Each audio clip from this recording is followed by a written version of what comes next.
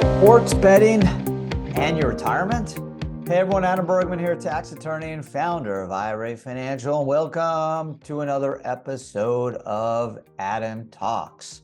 On today's podcast, I'm going to explain the concern that sports betting, which is exploding in popularity, especially amongst the young, can and is already impacting people's retirement account. And it's actually very, very topical subject because we all know NFL season started. We are just in the beginning of the 2024 NFL season. And I know for my kids who are super crazy with fantasy football and are starting to bug me to bet. Say, hey, Dad, it's so easy. You can go on your phone. There's all these commercials for DraftKings, FanDuel, MGM, ESPN Bet. It's so easy. Just put in, a few $100 and it's going to be so much fun and we could gamble.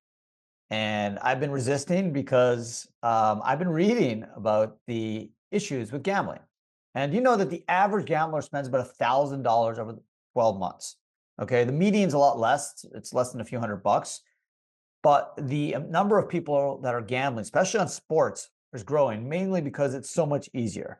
Now, everything changed in 2018 when the Supreme Court allowed for gambling to be legalized across the country.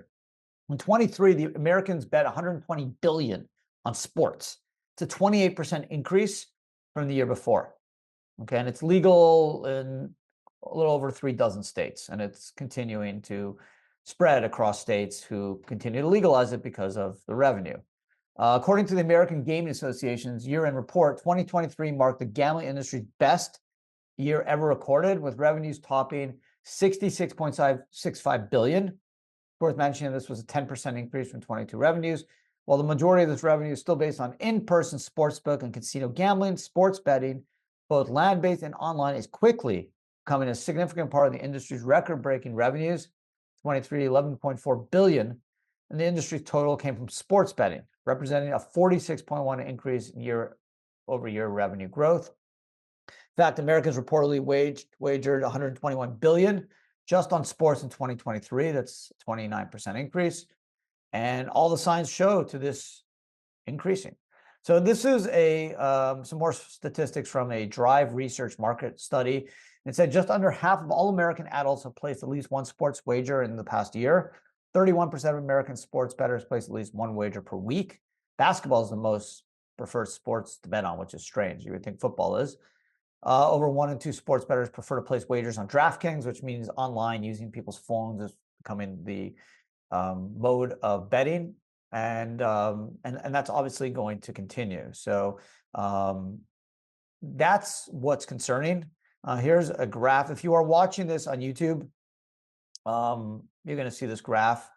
If you're not, I'll try to explain it. Let me just pull it up, if I may. Here it is. This is from an article from Business of Sports, and it shows there's a graph here. It's from Goldman Sachs. The rise of U.S. online sports betting. And that's the concern is online sports betting because it's so easy, right? All you need is your phone, and you literally can link your bank account to these sports betting apps, and you can just wager. And trust me, it's addictive. I've done it.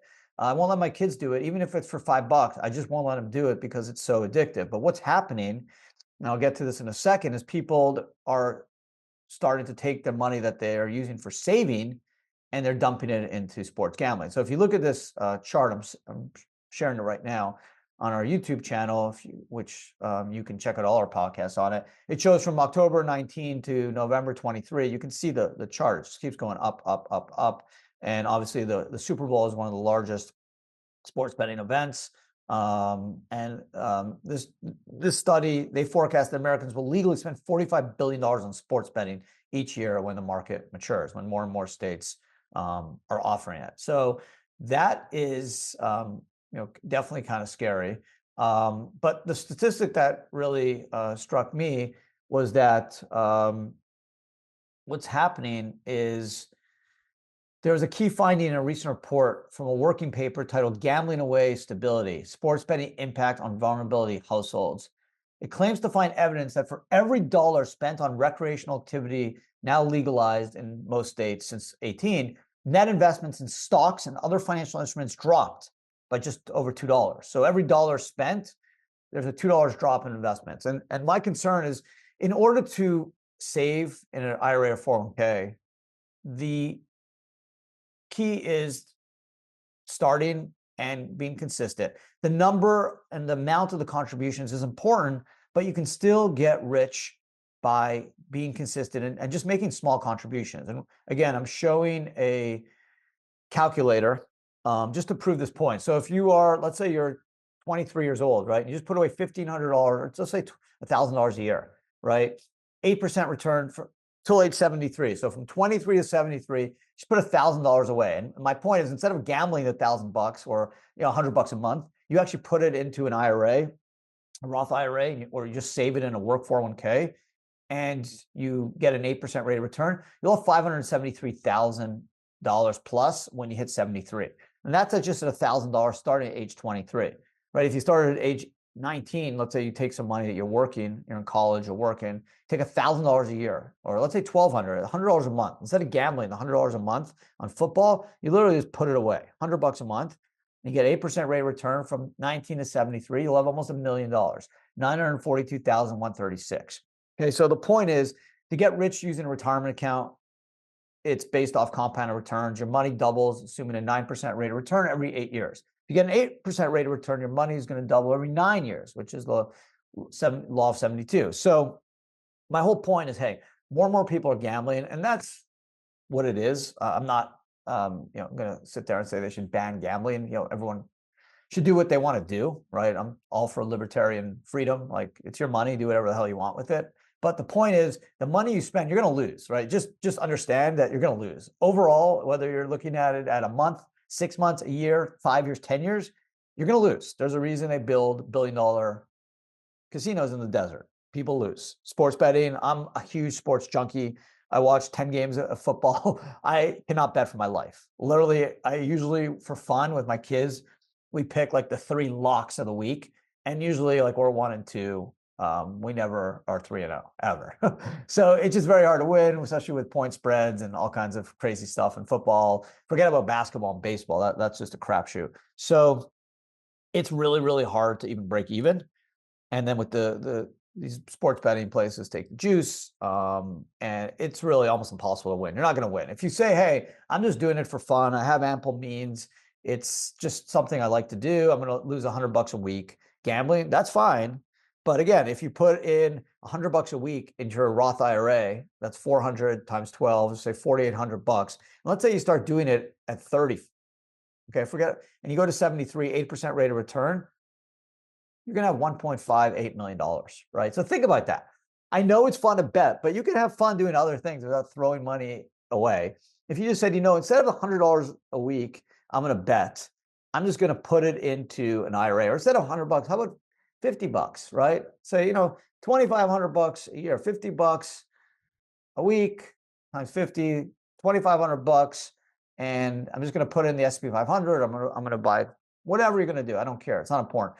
If you just did 2,500 from age 30 to 73, you'd have 823K. If instead of 30, you started at 27 or 27 till 73, you'd have $1 million, over $1 million. So these numbers matter. And the whole point of this exercise is that you're probably, listening to this or watching this, say, Adam, like, it's $50 a week. Like, come on, let me have some fun. That's fine. If you can afford it, gamble away. But if you are a little bit more concerned and want to be a little bit more thoughtful, especially you want to sacrifice for your future, for your family, your kids, then that $50 a week matters, literally. And again, this isn't one of these get rich quick tricks. Look, I'm not fooling anyone. 27 to 73, it does take time. I'm not saying you start at 27 and by 30 you have $1 million. Nothing in life that's worthwhile comes easy, whether it's work, whether it's sports. I tell my kid's an amazing cross-country runner, really, really incredible. And he runs every day. He wakes up Saturday mornings at 7 a.m. and runs because he lives in Miami and it's super hot. So he cared and he pushes, and guess what? He had a personal record. He did a 5K K in 1730, which is unbelievable. I mean, he's only in grade 9, probably going to get in the 15s soon, and he'll probably run in college. But he works at it. Every day he's working, he's doing abs, he's watching his weight, he's eating right, protein shakes, and he's doing crazy stuff. But he cares, and it shows. Here, same thing. Retirement accounts, there's no easy, quick, secret fix. It's 3 things, right? It's starting as early as you can. It's being consistent. Even if times are tough, put $1 away a day. Put $10 a week. Just do something, and then be patient. Trust the process. Trust math. This is based not just on complicated calculus or algebra. This is just basic mathematics, right? The earlier you start, the more you put away. Just get an 8% rate of return, 7-8%. Well, if you look at the last 100 years, the S&P 500 has been over 10%. Okay, so it's very, very plausible to get anywhere from 7 to 9% over a 50-year, 30-year, 20-year period. So if you do those 3 things, you will have the money. Okay, so the question is now, do you want to gamble that away or maybe put it away into a Roth IRA or just add more money into your employer 401k? And that's your call. But the whole point of today's podcast is just explaining that with this growth in sports betting, and it's going to just keep getting crazier and crazier. More people are getting used to it. Some of my friends, they can't watch a football game without betting. Impossible. They just won't do it. That's their excitement. And that's okay. My friends can afford it. They're successful. Not everyone can, and especially if you're younger, that extra $50 a month, $100 a month matters so much when you're in your 20s and 30s, because you have more time to grow that money in the retirement account and take advantage of the power of compounded returns.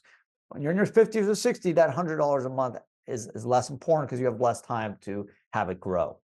So again, this podcast is really geared towards people in their teens or 20s, 30s who are putting away money or not putting enough money because they're gambling it in football, college football, basketball, baseball, I don't know, boxing, UFC. I mean, there's you can vote on who's going to be the president, right? You can vote on almost anything, but just be careful, and you can still have fun gambling, but maybe just take a little bit away from the sports betting sites and maybe just put a little bit more in your Roth IRA. And I think ultimately at the end of the day, you're going to be a lot happier because you're going to lose when you gamble. It's just a guarantee. You may not care. You may say it's fun. I don't care if I lose, and that's fine, but just lose a little less, take maybe 20, 30% of what you're gambling and just put in a Roth IRA.